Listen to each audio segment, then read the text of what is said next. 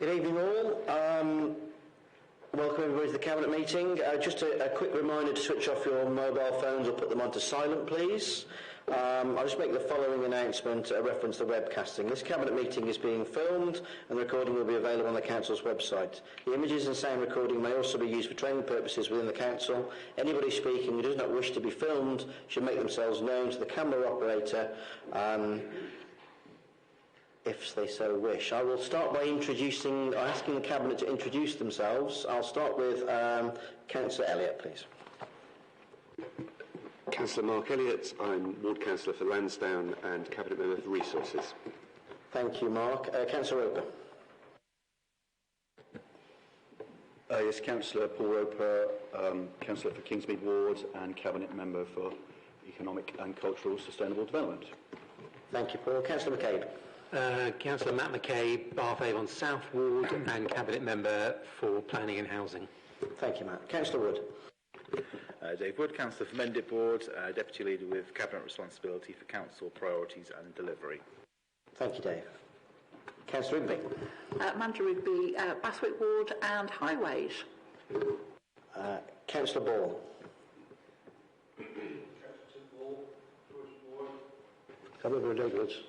Thank you, Tim. Councillor May. Thank you, Chair. I'm Councillor Paul May. I'm the ward member for Pablo, Whitchurch Village and Pensford, and the Cabinet Member for Children's Services. Thank you, Paul. Councillor Bourne. Alison Bourne. I'm the Councillor for Widcombe and Lincoln Ward, and I lead on Adult and Care Services. Thank you, Alison. Councillor Warren. Councillor Sarah Warren from Bath Avon North Ward and Deputy Leader with responsibility for climate emergency and sustainable transport. Thank you, Sarah. Ask Marie to read out the emergency evacuation procedure, please. Okay. If the continuous alarm sounds, you must evacuate the building and proceed to the assembly point. From this room, you follow the green running person signs to the exit, using either the marble staircase at the end of the building nearest to Bath Abbey or the main staircase. Please do not use the lifts.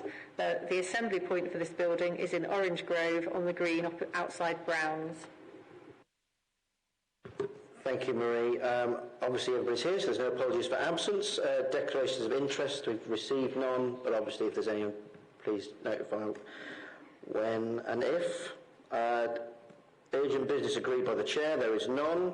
So we'll move to questions from the public and councillors. There are 17 questions from councillors, 28 questions from the public.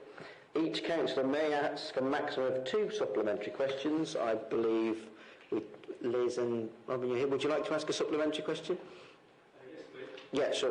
Well, Robin, we'll start with you. Yes. Okay.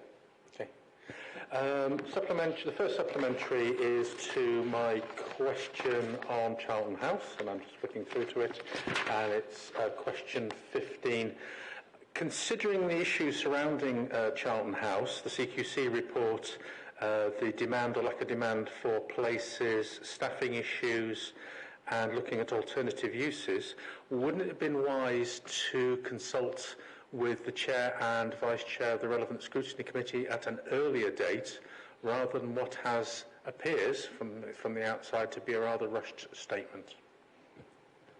Councillor Bourne, would you like to provide something? I did make reference to the upcoming consultation in my last report to scrutiny and would have been happy to have discussed it further, but it wasn't picked up or raised particularly. Can I ask a second supplementary on that? You may. And that is, considering the issue, I would have thought that would have come in a report with 15-point font in underlined bold rather than tucked away at the bottom of the report, which wasn't spotted, I don't think, by resources members. I'm sure this is a conversation we will continue to have, but please, when there are issues like that, in terms of being the opposition and also scrutiny, early warnings of this to actually involve scrutiny, I think would be best served. Okay, I'm very happy to have further discussions with you on it, and we are at the moment just starting a consultation process. No decision's been made, but I'll be very happy to discuss. Thank you, Rob. Yeah. Liz, would you like a supplementary question? Thank you, if I may. My question relates to question 16, and my supplementary would be the LDO was due to be discussed and decided upon at this meeting, but I see it has been postponed until January. Can you explain why, please? Thank you. Councillor Roper. Yes, the delay till January is because there hasn't been time for the officers to compile the results of the Stage 2 consultation process, so they could not present to us in time, so we simply couldn't discuss it. And there is no Cabinet in December, so it's had to be postponed to January.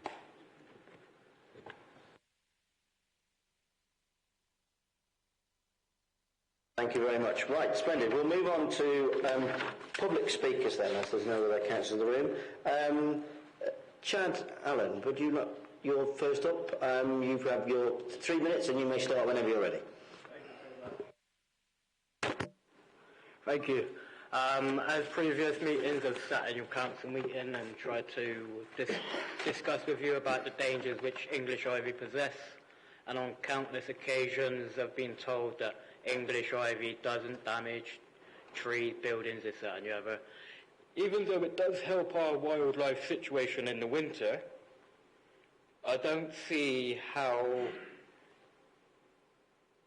nobody sees the actual damage it does to trees and buildings. So obviously you have the sports centre bridge by the Bath Sports Centre. So this is one of the walls on the outside of on the other side of the wall. So if it continues to do the damage, it's going to cost the taxpayer a lot of money.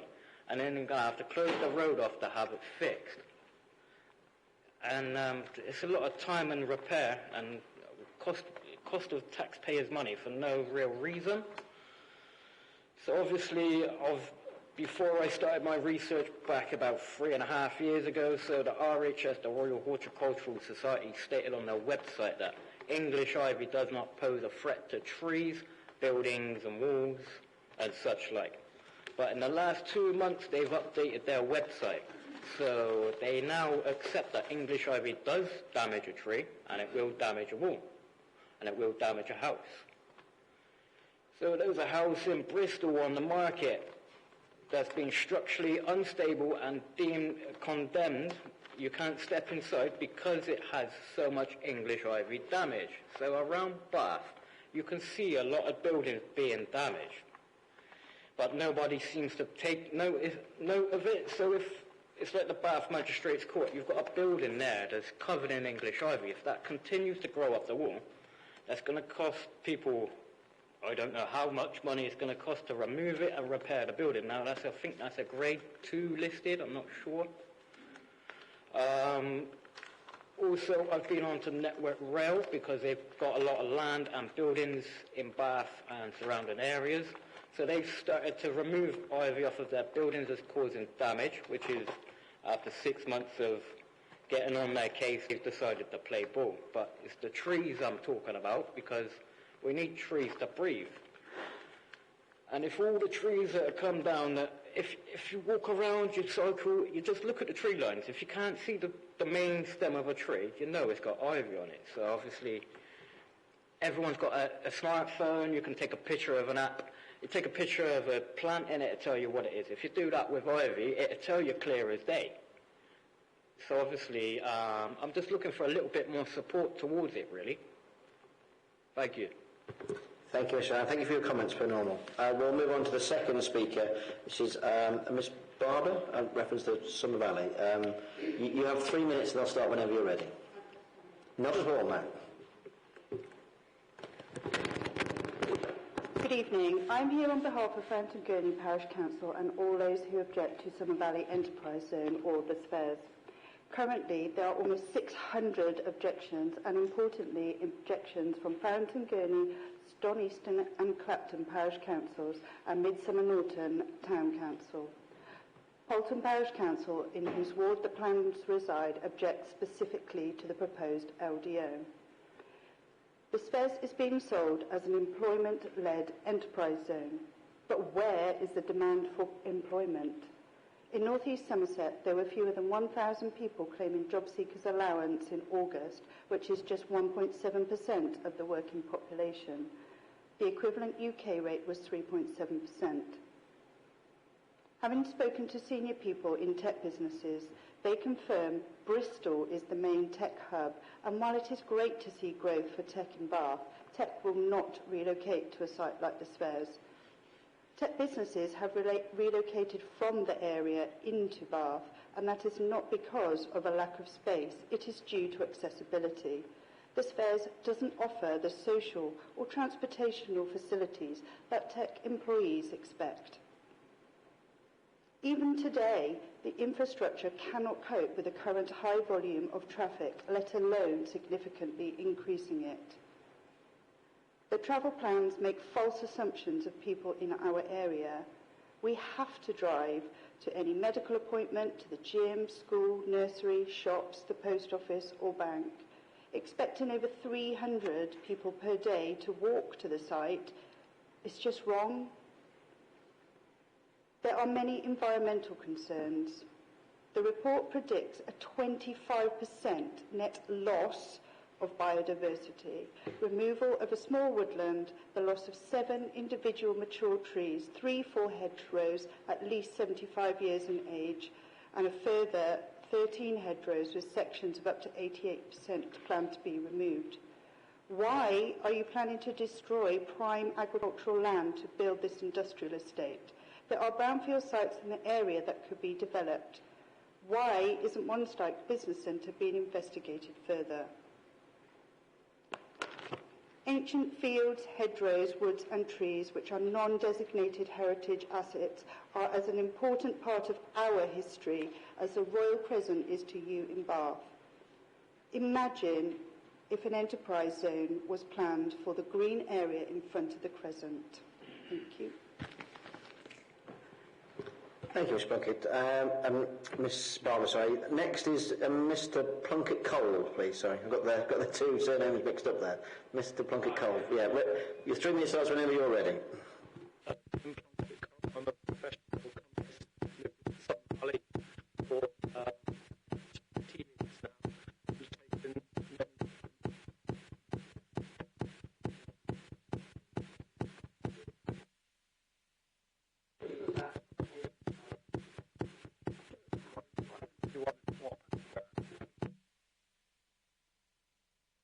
Voluntarily. I do have quite a loud voice, but it's just for the people online, so you might just, as long as the microphone next to you's on, that's fine. And we'll start again whenever you're ready. Okay, again. So professional means I get a bit more time. Forgot my reading glasses, unfortunately. Anyway, I'm a professional economist. I've lived in the Summer Valley for 20 years.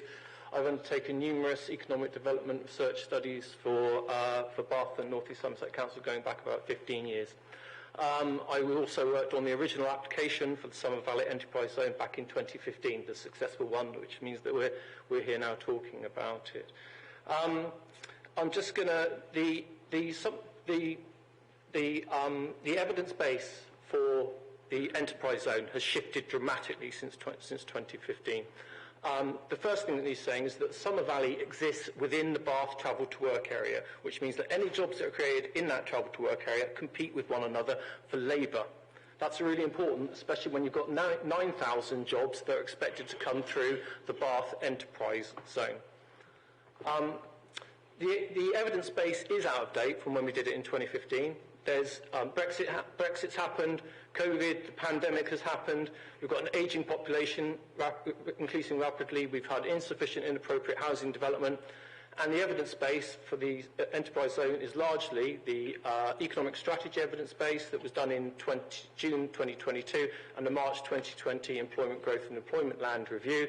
Both studies make no mention of Brexit, Europe, ageing population, artificial intelligence, COVID, pandemic, home working, hybrid working, artificial intelligence, and I could go on as to what is not mentioned in those evidence bases.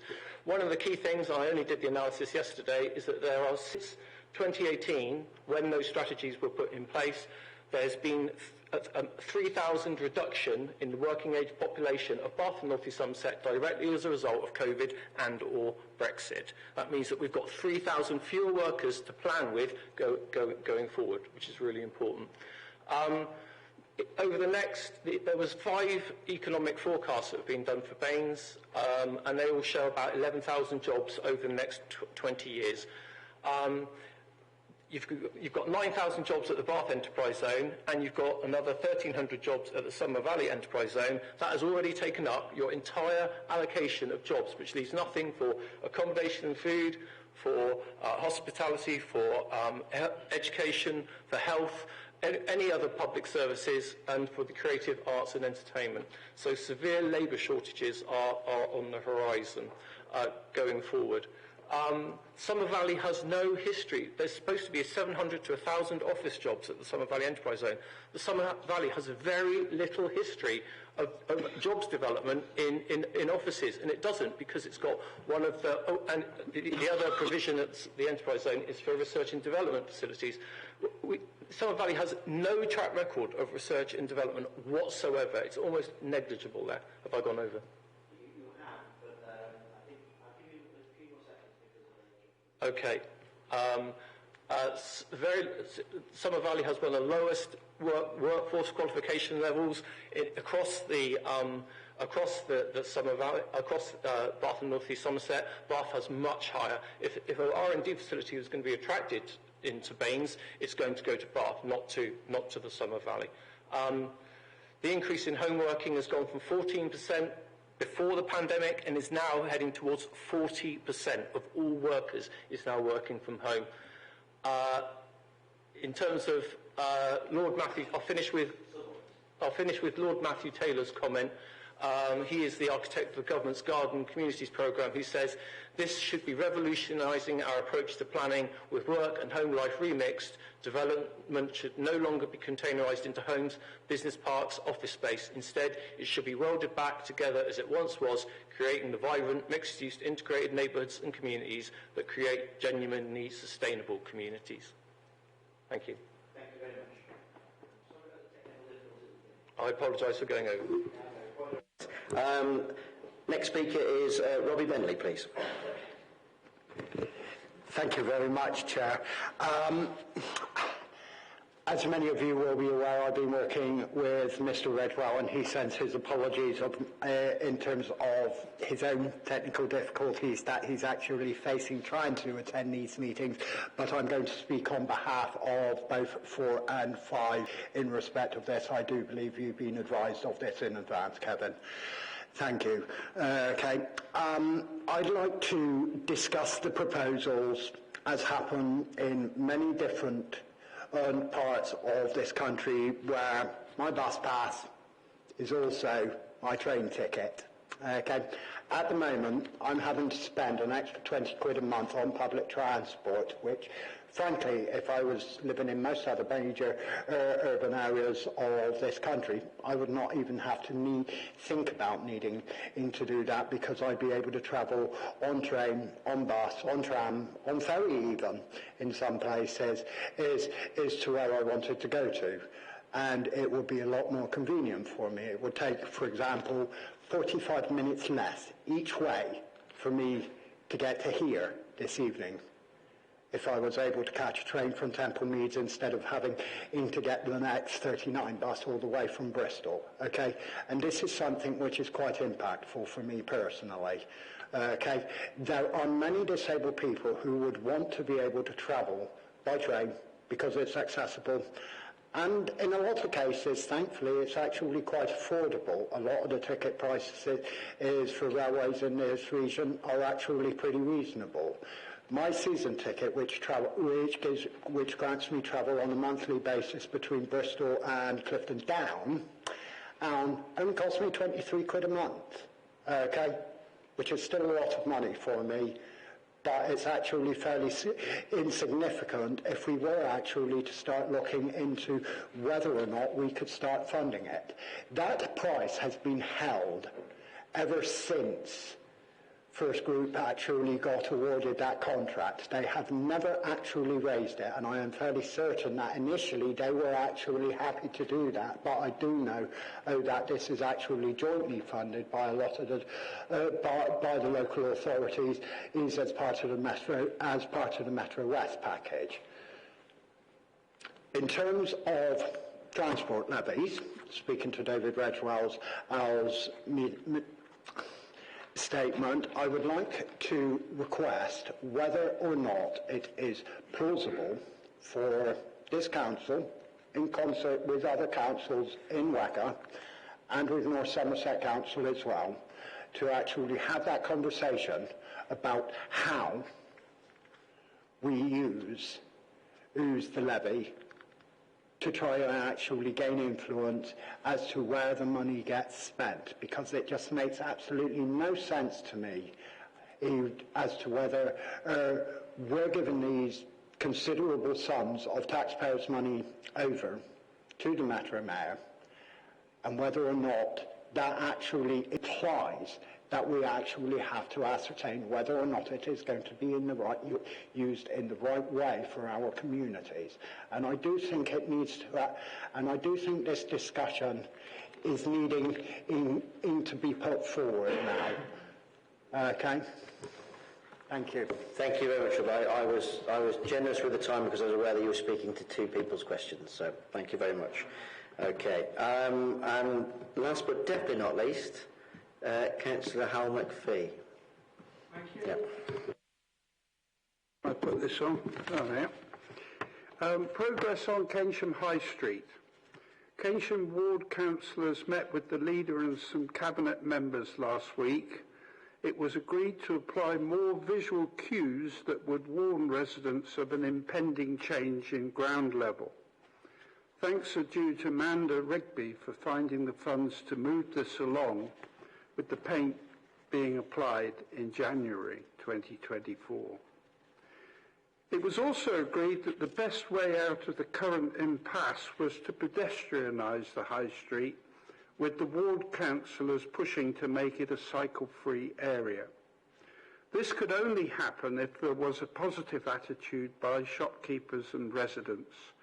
So the first step was to draw up an outline plan and present it to the Keynsham population in the 24-25 financial year. Ward members gave details of S106 funds that could be used for the consultation stage and received verbal assurances from Cabinet members that this would happen in the 24-25 financial year. Thank you. Right, we'll move on to the minutes of the previous meeting on the 7th of September 2023. First of all, I will, before we go into the detail, members of the public, you may wish to leave now, or you can stay, or you can stay through our financial budget reports if you so wish.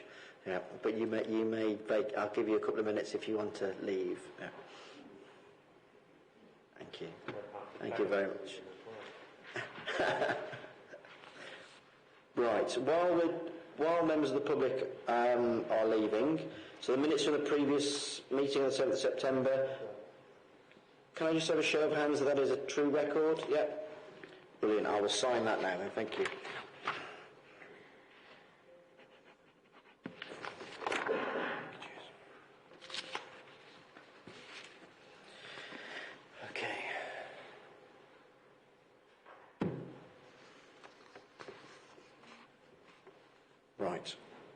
Okay, we'll move on to item number 9, consideration of single-member items. Requested the Cabinet, there were none. Agenda item number 10, consideration matters referred to by policy and development scrutiny bodies. There are none for this meeting. Item 11 is recent single-member decisions that have been taken. I'll ask the Cabinet to note the reports. No debate is necessary for said noting. I'll move straight to item number 12, which is Community Services Transformation Programme, preferred delivery options for 24-25 and 25-26. I'll ask Councillor Bourne to propose this paper, please. Thank you. This paper provides an update on the programme of work that's resulted from the decision taken by Cabinet and also by the Baines, Swindon and Wiltshire Integrated Care Board in May 22 to not extend the HCRG Care Group contract for integrated health and care services beyond March 24. The work's divided into 3 programmes. Firstly, the future provision of adult social care services and services delivered by subcontractors. This is led by Baines Council. Secondly, the future provision of the public health services that are currently included in the HCRG contract, which is led by Public Health.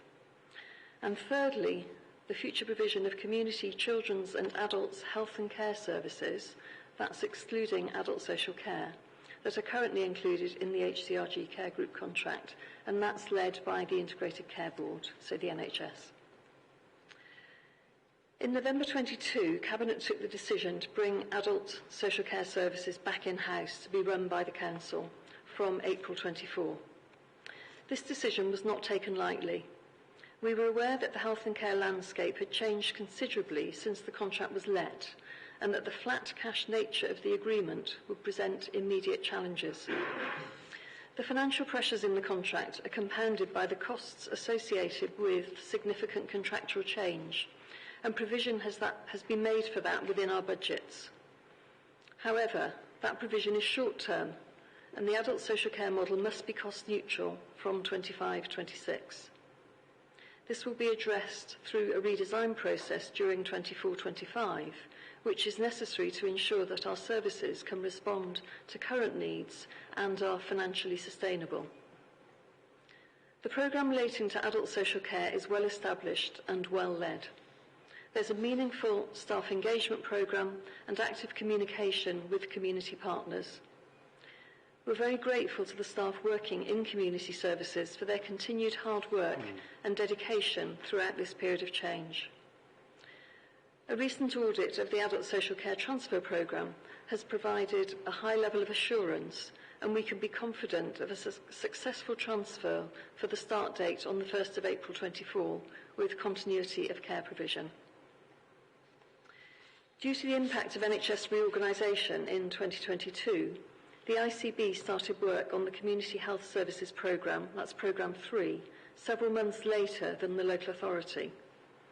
As public health services, that's Programme 2, are linked closely to community health services, a decision taken by the ICB and endorsed by the lead member to delay the start date for the new community services contract until 2025 has had an impact on the timescale for work streams 2 and 3. A procurement process based on competitive dialogue is now underway for Programme 3, with the expectation of contract award in the summer of 24, with contract commencement in April 25. This change to the procurement timescale requires the ICB to issue new one-year contracts to existing community service providers to maintain provision across BSW until new contracts are in place from April 25. The Bath and North East Somerset contribution to the interim contract remains in line with existing costs at £18.2 million for the year 24-25. This includes the Council's contribution to community health services, the Better Care Fund for that period, and to the public health and third sector subcontracts included in the prime. The ICB will provide the lead commissioning function for these interim contracts, with local authorities working in partnership as co-commissioners. To date, Council officers have worked closely with the ICB on this process and will continue to play an active role in the work to identify new providers for community health and care services across BSW and to monitor the interim contracts. From April 25, Bath and North East Somerset Council will have commissioning responsibility for its own public health and community partner services, and work is underway with community partners to ensure that they are engaged fully in this process. The paper also includes actions relating to the future of the Community Wellbeing Hub, which was developed in 2020 as part of the Baines response to the pandemic. The hub provides rapid access to community services, and its role in helping to shift the health and care system towards prevention, integrated working, and the reduction of inequalities was noted to be exceptional in the recent LGA peer review of adult social care. Partnership funding has been secured to maintain the Community Wellbeing Hub until March 25, and work is underway to develop a business case to ensure its sustainability beyond that date. The business case will come to a future Cabinet meeting, as will proposals for the redesign of adult care services. This paper provides assurance to Cabinet of the robustness of this complex work programme, which is being conducted collaboratively with partners. I ask you to note the progress and endorse the recommendations summarised in the report, including the continued delegation of decision-making to the Directors of Public Health and Adult Social Care and the lead member. Thank you. Thank you, Councillor Bourne. Councillor May, the second, please. Thank you, Leader. I wish to second the proposal, which is quite a complex set of recommendations, but sets out a professional approach in support of the Liberal Democrat decision to bring adult services back in-house, plus some direct follow-on decisions such a major decision entails. Since the service was put out to Virgin, then taken over by HCRG, there have been concerns within the community about the pressures of contracted services and the performance with associated bureaucracy involved. That contract was for a zero inflation price, so at the end there was bound to be additional financial pressures, which the papers address. The whole health and care world has changed with the creation of the BSW ICB, which is Bath, Swindon, Wiltshire Integrated Care Board, and their ability to test the health commissioning on a wider geographical base. Social care and public health is Bain's direct responsibility, re adults and children's services.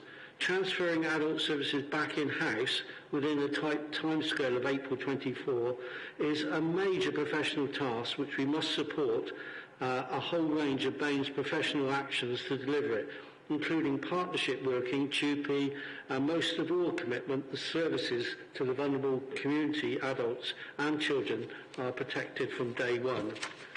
The NHS contracts are 1 year behind and our proposal, so there is a need for a 12-month temporary extension of those services, and regardless of that separation, we are working collaboratively with them to protect both our community and the many voluntary sector subcontracted through HCRG. As the Children and Young People Cabinet member, we already have an in-house social care, and as a smallish local authority, we will and do work closely with the team to seek new ways of joint working on a larger scale that this decision offers. Two final issues. The voluntary sector is effective and really valuable, so we need to work with them and deal with the risks for them arising from this process. And secondly, the Wellbeing Hub was a great benefit arising from COVID and continues to support our communities, and as a challenge moving forward, the business case for its survival is something we must not forget because its value has been proven, but funding remains an issue. I commend the officers for the comprehensive commitment and fully support Councillor Bourne's proposal.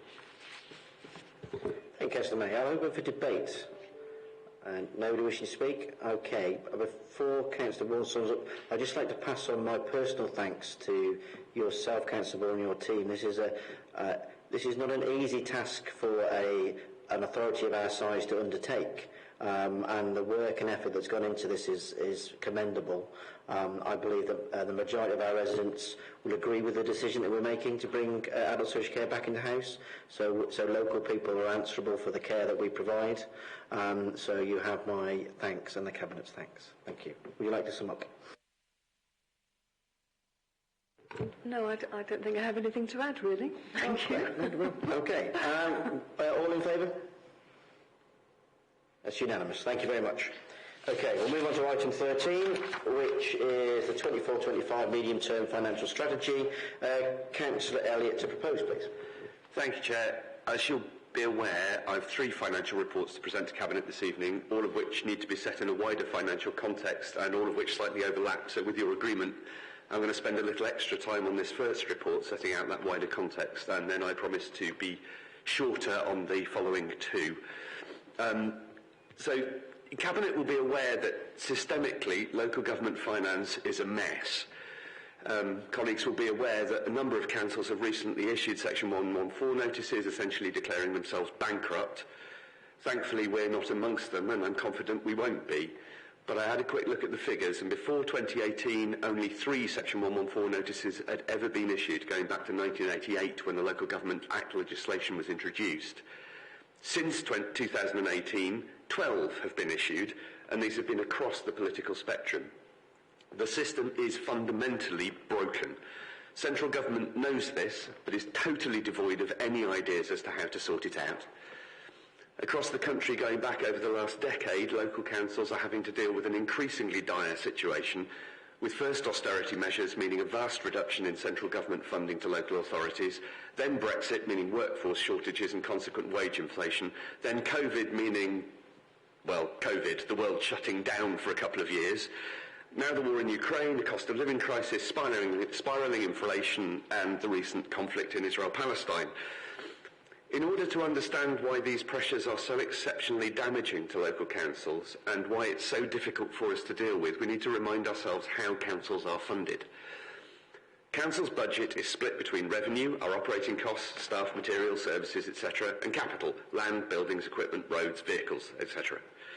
The two are kept very separate and were forbidden, for very good reasons, from spending capital money on revenue. I think there is an understandable perception amongst the public that council tax pays for council spending. In reality, council tax covers about 1/3 of our operating costs and virtually none of our capital costs. Our operating costs are roughly 300 million, and our council tax income this year is set to be around 113 million. The rest of our operating income comes from grants for central government and things we charge for separately, services, car parking, the Roman baths, property rental, that kind of thing. Our capital spending, which this year is budgeted to be just shy of 90 million, is financed 60% by borrowing, 20% from grants, 15% from capital receipts, i.e. selling assets we don't want in order to buy assets we do want, and revenue, and 5% from community infrastructure levy, the charge levied on developers for developments as part of the planning process. So to pick out some elements from that in order to highlight the difficulties, Baines residents are benefiting from the 4th lowest council tax in the South West. But council tax rises are capped at 4.99%, including the social care precept. So when inflation is running at double figures, that obviously means that that third of the budget funded by council tax isn't keeping up with the rising costs. With regard to central government revenue funding, in 2013, our revenue support grant, the general funds granted to councils to run their operations, was £31 million. This year, it is £800,000. We do get grants for one-off specific purposes, but this is an inflexible and costly way of the council obtaining money. It involves working up competitive bids for pots of cash, which takes a lot of officer time, and it also makes it very difficult to plan because the money isn't guaranteed.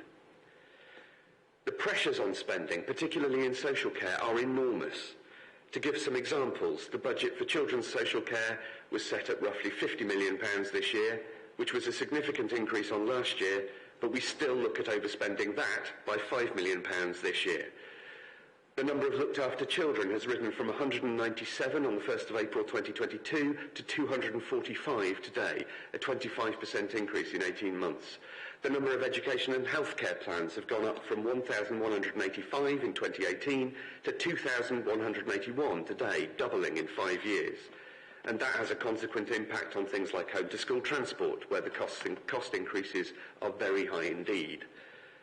So we're left with a position of very high cost rises, very little room to manoeuvre with regard to income raising, and after years and years of this pressure, not much room for new efficiencies to be made.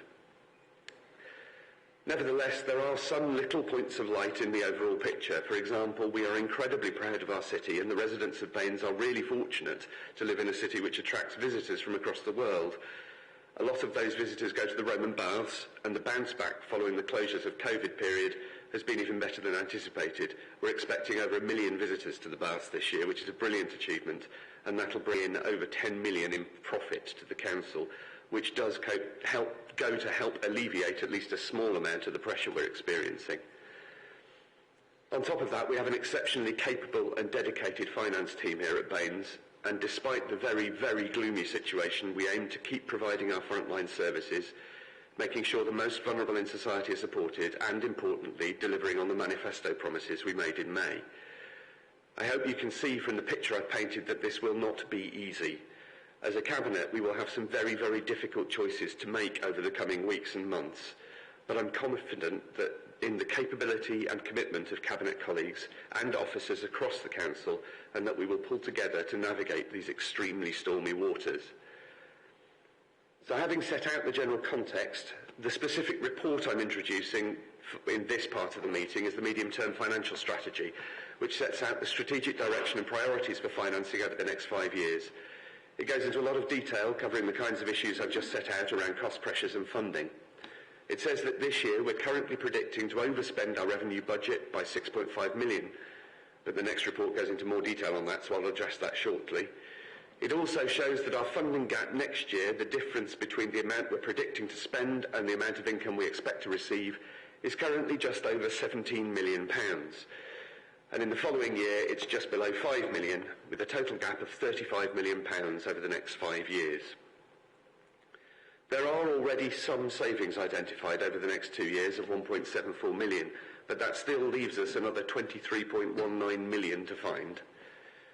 Section 10 of the report sets out the principles we will use when setting budgets in order to try and eliminate this gap, and Section 11 sets out our priorities when making decisions. It also sets out the timetable for the budget setting process, with the finalised budget coming to Council as usual in February. Cabinet members will be well aware that we're in the depths of that budget setting process at the moment, and I'm confident we will be delivering a balanced budget proposal to Council on time. So, having taken up quite a lot of time on this first report, I move that the Cabinet approve the medium-term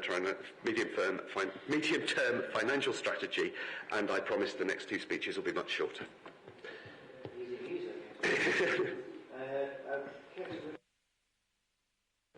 Thank you very much, Chair. I shall refer to it as the MTFS, just because that is easier for me to say. Firstly, I would very much like to commend Mark and the officer team for the work they've done on this paper. It is fair to say, I think, that it's not possible to look at any newspaper on any day at the moment without seeing some council going public with the financial challenges that it's facing. Some are in a far more precarious position than we are in Bath and North East Somerset, but the fact that there is commonality in the pressures that all are facing leads me to look for what is the common denominator. And it's clear to me that the root issue is the persistent underfunding of local government by central government. As a unitary authority, we have responsibility for the most vulnerable in our society, and the cost of providing the best care we can is growing both as an absolute figure and also as a percentage of our available funds.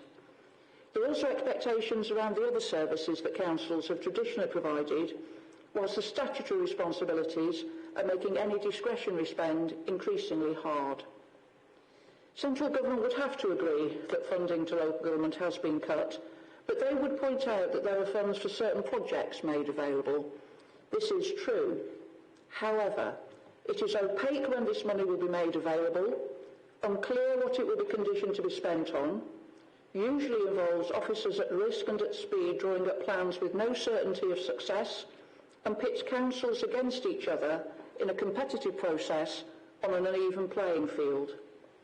As an example, if some WACA money is always prioritised to a council with a greater percentage of people living in deprived areas, Bristol will always score higher than Baines when money is being allocated. So what I believe we're doing in this paper is acknowledging the flawed reality of the funding world we live in and detailing our professional and competent approach to dealing with it. With more certainty around funds, there could be more certainty around strategy and delivery.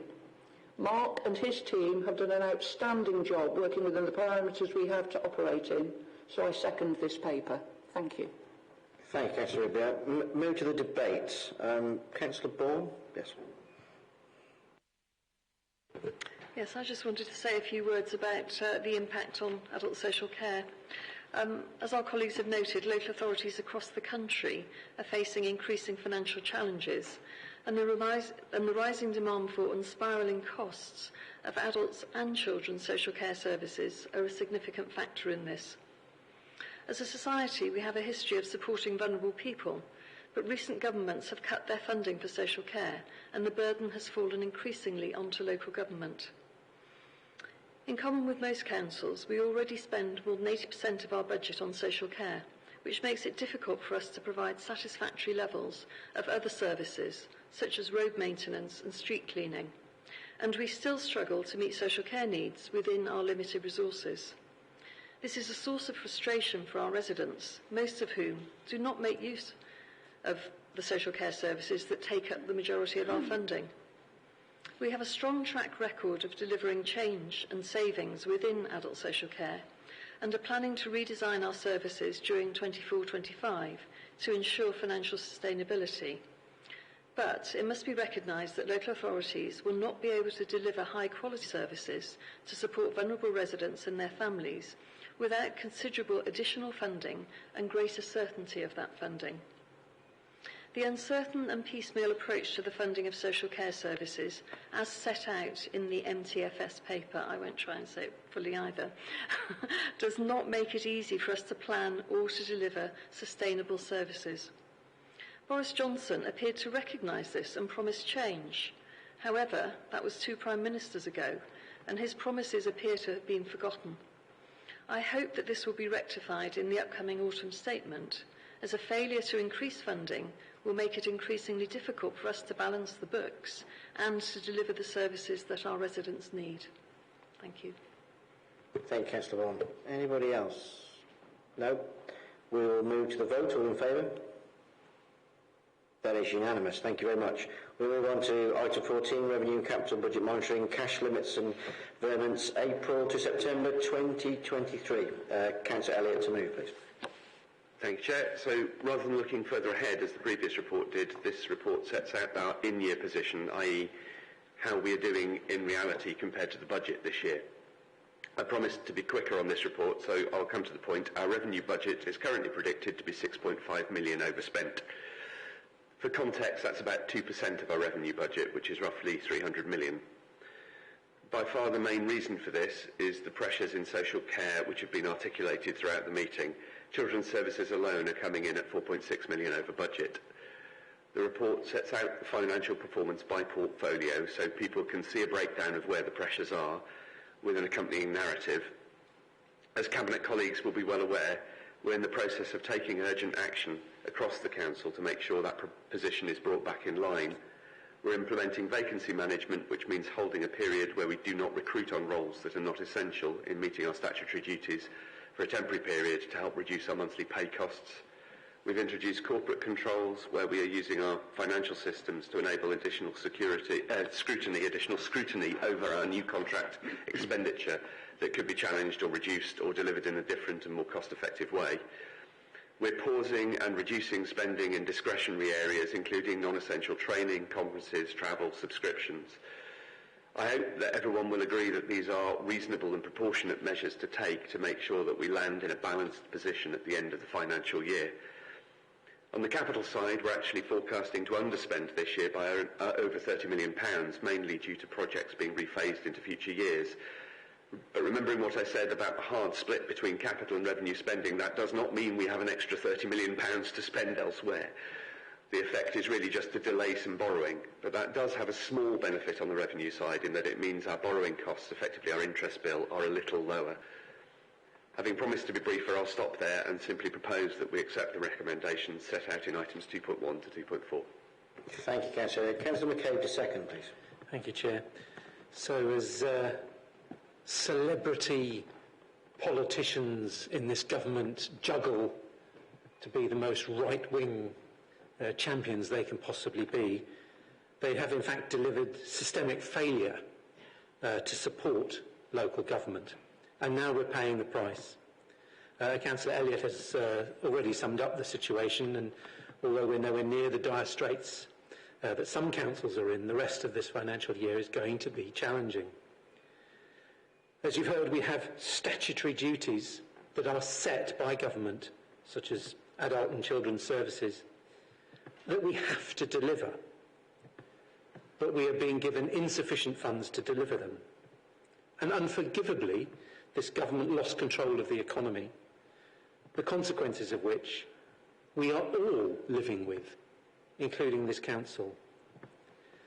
So what this report does, and what Councillor Elliott and our excellent finance team have done is outline the actions we are undertaking to deliver a balanced budget, and whilst we will attempt to minimise any impact on our residents, internally the next few months will be tough. But I commend this report and I'm happy to second. Thank you, Chair. Thanks, Councillor McKay. Well said. I'll move to the debate, please. Councillor May. Thank you, Chair. I want to congratulate Councillor Elliott on the previous item. It was an exposition about local government finance, which I thought was absolutely exemplary, and great credit to him and the officers for saying that. I didn't know whether to speak at the last item or this item, but the simple fact is, and it's sad, that the Children's Services budget pressures continue to be a major concern for this council and for many other local authorities. The report clearly highlights the budgetary pressures, including the Conservative government allocating unaccompanied asylum-seeking children to the authority with insufficient funding to cover the costs. Many are just below the age of 18 and they enter the system when they enter the system, but if the Home Office doesn't approve their asylum case, they remain in the care system and councils retain the statutory responsibility for their care up to the age of 25. Many are not actually local residents, and the government quite rightly shares the responsibility amongst all local authorities to do this. This leads to additional transport, care and living costs. These young people deserve to be treated with compassion and good care, if not only lack of funding, but the pressure on limited resources that we have for our services, such as supported lodgings involved. As a service, the original budget contained a commitment of 1.2 million and further in-year savings of 1 million are already scheduled to be achieved. We are doing what we can to deal with the enormous pressure and increase in the numbers that Councillor Elliott quite rightly outlined. We are also dependent on the highly expensive independent out-of-area providers, which is something then that we need to be thinking about, producing a longer-term strategic plan for further approaches to seek ways of containing those pressures as soon as possible. Other local authorities are suffering from similar pressures, and sadly the Conservative government does not offer the help we all need. These are vulnerable children, and overspend add to the budget pressures on the other services that Baines provides across the council area. Thank you, Chair. Thank you, Councillor May. Anybody else for the debate? No? I'd like to sum up briefly myself in saying congratulations, Mark, and your team on a ridiculously difficult situation that's been imposed upon us. And having this conversation with many leaders around the country from all different political parties, it is a universal problem that we face, and if the funding situation, particularly for adults and children's service, is not rectified by this government or the next government, it is only a matter of time before all local authorities in the United Kingdom go bankrupt. So your team are doing an exceptional job to stave off what is an inevitability if things don't change. So well done. I have nothing to add to the relatively dire picture that's been painted by everybody. Thank you. Move to the vote. All in favour? Thank you very much. Move to item 15 with the Treasury Management Performance Report, 30 December 2023. Councillor Elliott, please. Me again. Treasury Management Report sets out the performance of the Council's investments. This report is a little less gloomy, in that whilst rampant inflation is obviously a very bad thing, it does mean that interest rates have gone up. I talked more extensively about Treasury management at the last Cabinet meeting, so I won't repeat that speech again, but to emphasise, we take a prudent approach to Treasury management and we don't make any risky investments with public money. The headlines are, our total investments sit at just under £54 million, including £10 million held in environmental, social and governance funds, the total being slightly up on the last report, and our borrowing sits at just over £218 million, slightly down on the last report. We're achieving an overall return on investment of 4.64%.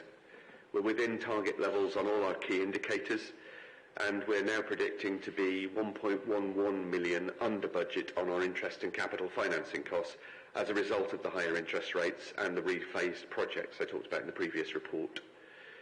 All the details behind that are set out in the report, so I'll simply move to the recommendations in sections 2.1 and 2.2 and move those.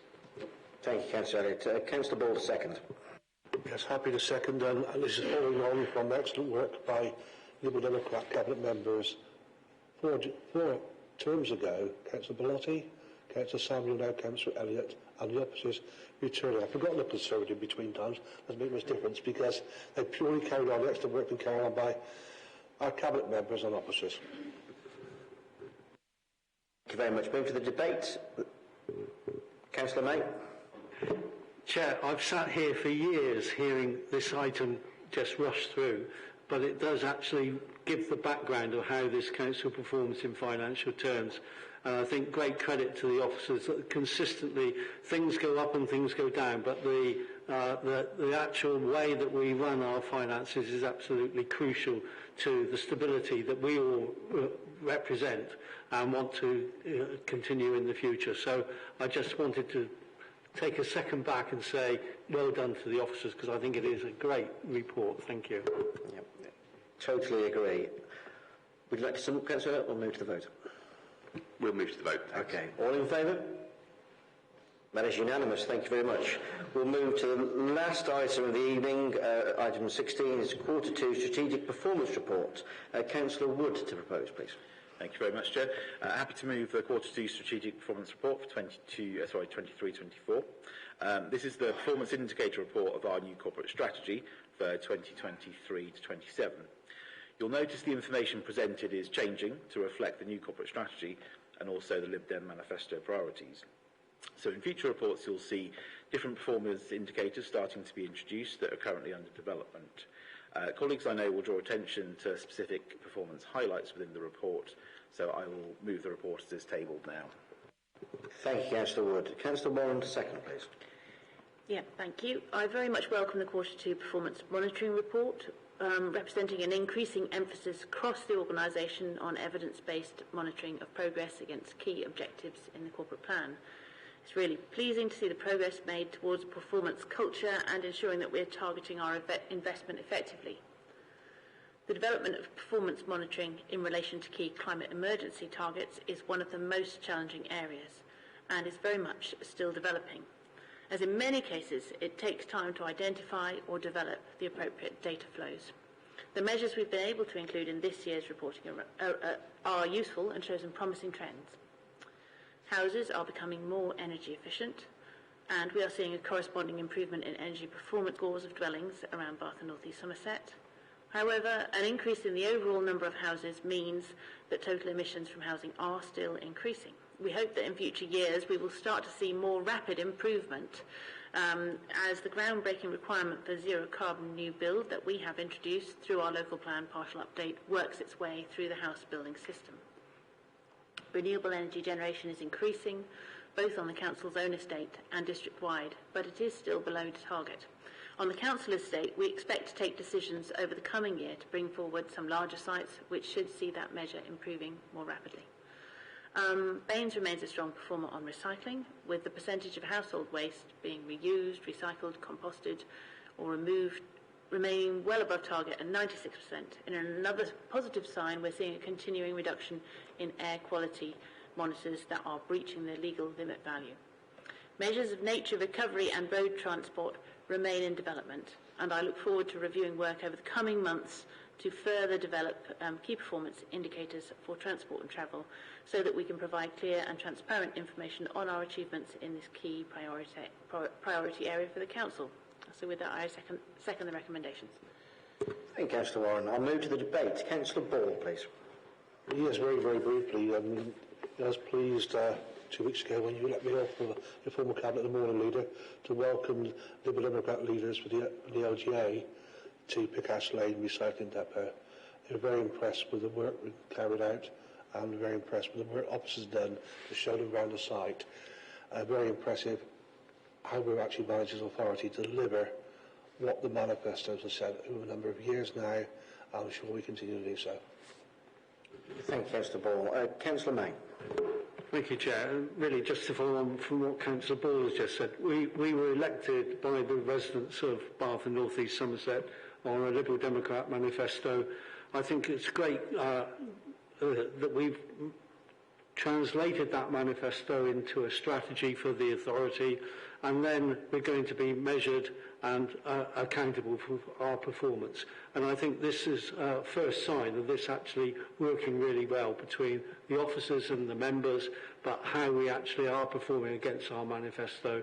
I think it's a great start, and beneath these figures that have been put in there, there are other details that we will be working on individual basis. You look at children's services, there's levels of details there. I mentioned about having a medium-term financial plan. That's going to be driven by evidence, and that's what we'll be doing, working to actually demonstrate that we can achieve what we want to achieve on behalf of our residents. Brilliant. Thank you very much, Councillor May. As an authority, we are placing an extreme amount of pressure on our officers throughout the council to become one of the greenest, if not the greenest authority in the United Kingdom. And there's a lot of doom and gloom in the press at the moment, nationally and internationally. But high praise should be given to our extremely hard-working staff in Bath and North East Somerset, who are working ridiculously hard to meet some very high expectations that we're putting on them. So a big thank you to them. I'll move to the vote, please. All in favour? That is unanimous. Thank you very much. I thank everybody for attending, and for those watching on YouTube, I will officially close the meeting. Thank you very much.